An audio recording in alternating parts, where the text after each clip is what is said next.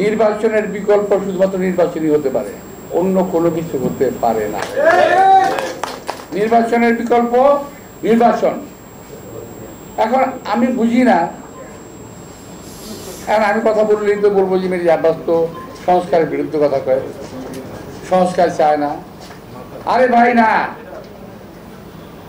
আমাদের জন্য, নির্বাচনের জন্য, দেশের জন্য, দেশের মানুষের জন্য যেই সংস্কারটুকুর প্রয়োজন আমরা সেই সংস্কারটা চাই। কিন্তু আমি একটা বললাম না, একদিন বলছিলাম যে আপনাদের যে আপনারা যেগুলা বলতেছেন সংস্কারের কথা, সব সংস্কার তো মানা যাবে না। এই কথাটাকে টুইস্ট করে আমাদের কয়েকজন বিদেশি অবস্থানরত তথাকথিত সাংবাদিক টুইস্ট করে এমনভাবে বলল বিএনপি সংস্কার চায় না, মির্জা আব্বাস সংস্কার চায় না। এমনকি সালমান রহমানের টাকা খেয়ে যার স্বাস্থ্য চেহারা মোটা হয়েছে এমন লোকটা প্রায়ই আমার বিরুদ্ধে দেখবেন ইসে আসে, ফেসবুকে আসে, উনি প্রায় বলেন কেন মানবেন না, আপনাদের কি স্টেক আছে, কেন মির্জা আব্বাস সাহেব মানবেন না? আরে ভাই, তোমার যেমন বিদেশে পালায় থেকে কথা বলার অধিকার আছে, আর আমার কি দেশে থেকে কথা বলার অধিকার নাই? আমি এই দেশে থেকে মৃত্যুদণ্ড মাথায় নিয়ে, জেল জুলুম মাথায় নিয়ে, জেলে থেকে আমার সহকর্মীদের নিয়ে আমি জেলখানায় থেকেছি। এই দেশেই আছি, পালিয়ে যাই নাই।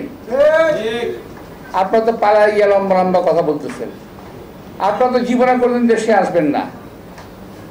শোনেন, আমি আপনাদের উদ্দেশ্যে বলতে চাই, যারা ভাই আমার বাইরে আছেন, যারা বিশেষ করে ইউটিউবার যারা আছেন, আপনি যারা আছেন, আপনাদের প্রতি সম্মান রেখেই বলতে চাই, ভাই আমরা রাজনীতি ছেড়ে দেবো, আপনারা একটু দেশে আসেন।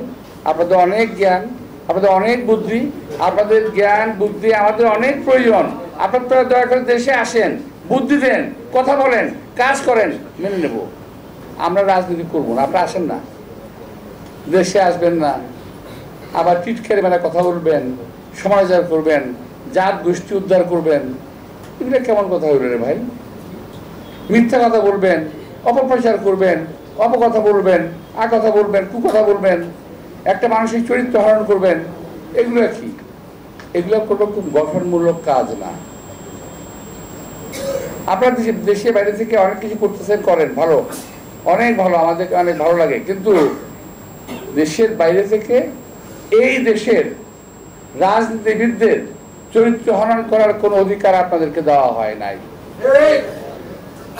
আপনারা বসে বসে চরিত্র হনন করছেন, মিথ্যা কথা বলছেন।